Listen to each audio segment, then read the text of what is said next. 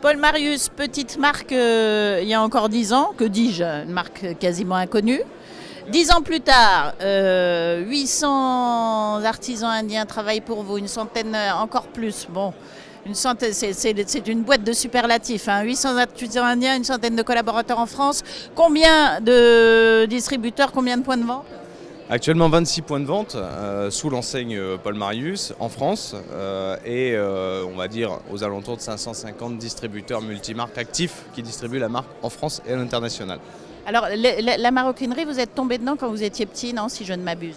Pas si petit que ça, c'était il y a 10 ans, c'est-à-dire que c'est une suite de plein d'expériences professionnelles, une première création d'entreprise à l'âge de 19 ans et puis 3-4 ans après me vient l'idée de redessiner une collection de maroquinerie qu'on va qualifier de vintage à l'époque.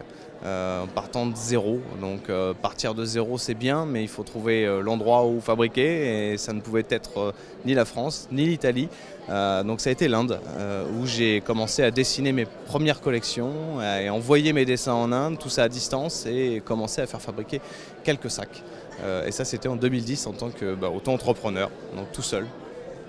Et 10 ans plus tard, vous avez bien grandi. Cela dit, moi, des sacs made in Bangladesh, des sacs made in China, j'en trouve à tous les coins de rue. Comment est-ce que vous faites la différence?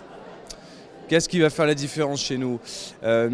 Premièrement, une satisfaction client, c'est-à-dire que la satisfaction client, elle passe par l'accueil, elle passe par le design, c'est-à-dire qu'il faut aussi sortir du lot, et puis elle passe par la qualité et le prix.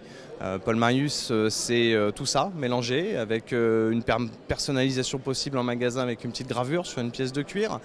C'est pas de solde, pas de promotion tout au long de l'année, des prix qu'on qualifie de justes, ce qui fait que nos clients nous suivent avec ces nouveautés qui viennent du terrain, c'est-à-dire qu'on écoute nos clients, on va dans nos magasins, nos responsables de boutique nous appellent et nous disent voilà ce que les gens actuellement réclament.